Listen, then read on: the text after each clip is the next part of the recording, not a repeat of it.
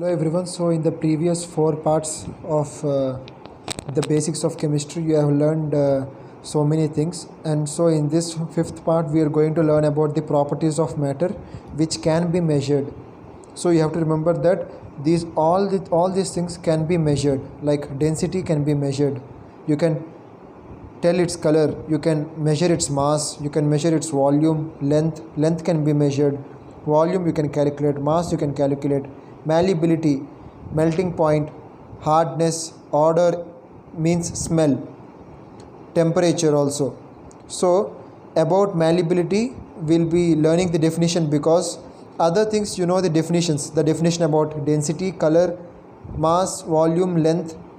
Melting point and boiling point, those are big points, so we'll be discussing them in a separate video, like a 10-minute video. So we'll be discussing melting point and boiling point in the future. And you also know about temperature and odor. Odor is smell, as I was telling you.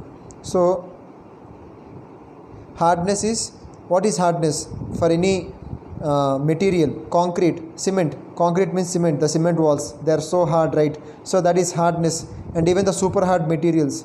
So let us learn the definition of malleability. See, it is a physical property of metals that defines the ability to be hammered, pressed or rolled into thin sheets without breaking. See, for example, gold. You know, gold can be made into various shapes. You cannot break it, but you can make into thin wires or jewelry. There are a lot of uses for gold. So gold is malleable. Gold is highly malleable. So once again, if you read the definition, it is a physical property, not a chemical property. So physical property means what? Malleability, it's one of these properties of matter which can be measured. That means we can measure the malleability. So it's a physical property of metals that defines the ability to be hammered. Even if you hammer or press gold or roll the gold into thin sheets, the gold does not break. Gold is a metal. So ductility can be drawn into wires. For example, copper wires in electricity. In your home electric circuits, the copper wires are used because copper is a conductor of electricity, and copper is drawn into small thin wires, which these kind of wires are present in your home electricity circuits. So that is ductility. So copper is very ductile. So let's know about chemical reactions and equations. So in this video we'll also be learning about the basic things about the chemical reactions and equations. How do we write them and how do we represent them? If you see, there is A plus B. These are reactants which are on the left side of the reaction, or left side of the arrow. This is the arrow, this is the left side of arrow, this is the right side of arrow. So left side of the arrow, A and B, these two, they take part in this chemical reaction.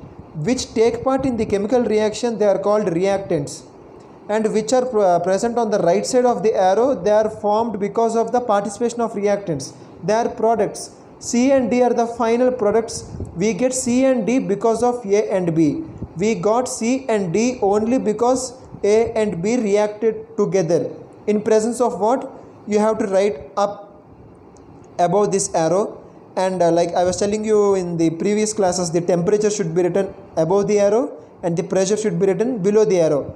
I'm telling again just so that even if you forget, you will just remember if I tell again. So on the upper above part of the arrow, it is the temperature, and lower part of the arrow, it is the pressure. So that's what. So this is the direction of chemical reaction.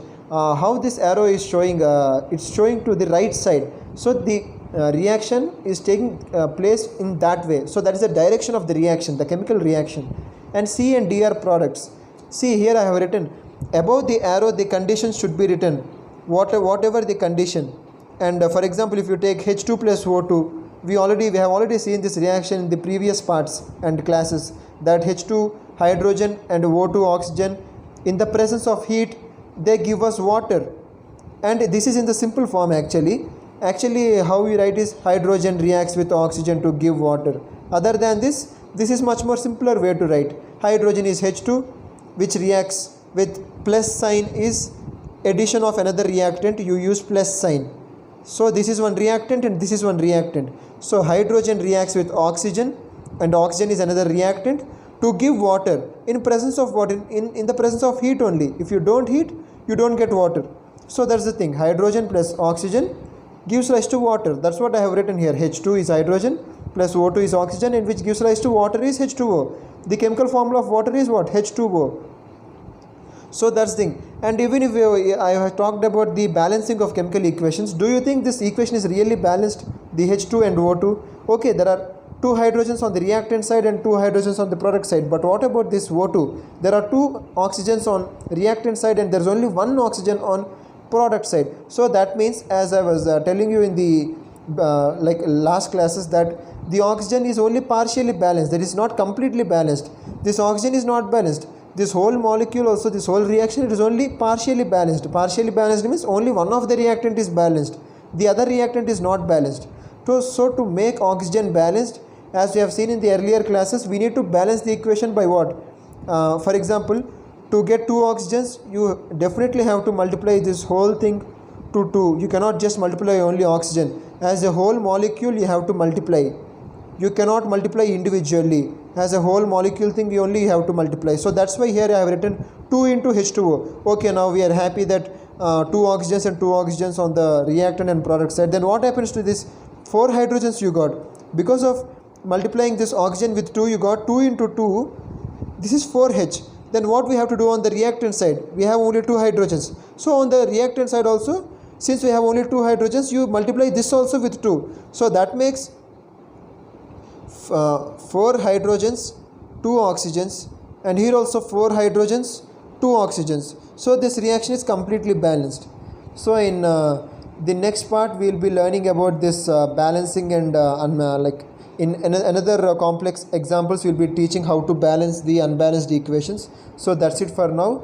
Thank you everyone for your patient listening. Please subscribe to my channel and also share to those who find this video needful. And then thank you very much. Yeah.